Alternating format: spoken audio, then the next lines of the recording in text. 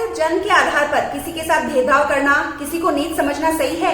इसी थीम को कैरी करता है आज का हमारा सेक्शन, जिसका नाम है we too are human beings.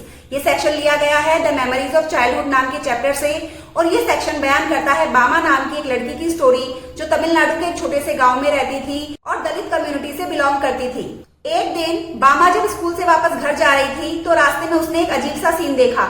उसने देखा एक बूढ़ा सा आदमी जो दलित कम्युनिटी से ही बिलोंग करता है, उसने अपने हाथ में एक पैकेट लिया हुआ था, लेकिन उस पैकेट को हाथ से पकड़ने की बजाय उसको सिर्फ 2 उंगलियों से डोरी से पकड़ा हुआ था। वो पैकेट उनके गांव की ही एक अमीर और अपर कास्ट के आदमी के लिए ले जाया जा रहा था, लेकिन उस पैकेट को पकड़ने का तरीका बामा को काफी अजीब लगा। बामा को ये सीन देखकर काफी ज्यादा हंसी आई और उसने जब घर पे जाके अपने बड़े भाई अन्ना को ये सारी बात बताई तो उसके सामने एक बहुत ही बड़ा और कड़वा सच आता है। बामा के भाई अन्ना ने उसे बताया कि उन दिनों में दलित कम्युनिटी और नीचे जात के लोगों को अपर कम्युनिटी और कास्ट के लोगों के सामान को छूने का हक नहीं होता था, और इसी वजह से वो बूढ़ा आदमी उस पैकेट को हाथ से पकड़ने की बजाय डोरी से पकड़ के ले जा रहा था। ये बात सुनकर बामा को बहुत ज्यादा गुस्सा आया और बहुत दुख हुआ।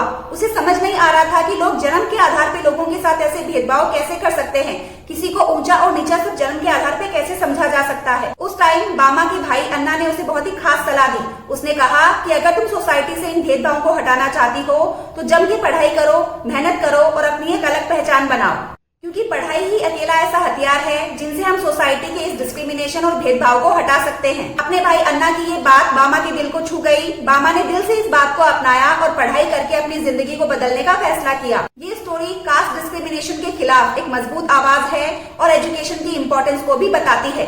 बामा की ये स्टोरी हमें ये मैसेज देती है कि सभी इंसान बराबर होते हैं। कास्ट, रिलीजन और क्लास के बेसिस पे किसी भी इंसान के साथ भेदभाव नहीं किया जाना चाहिए, और सिर्फ एजुकेशन ही अकेला ऐसा हथियार है जिनकी वजह से इन डिस्क्रिमिनेशंस को सोसाइटी से हटाया जा सकता है।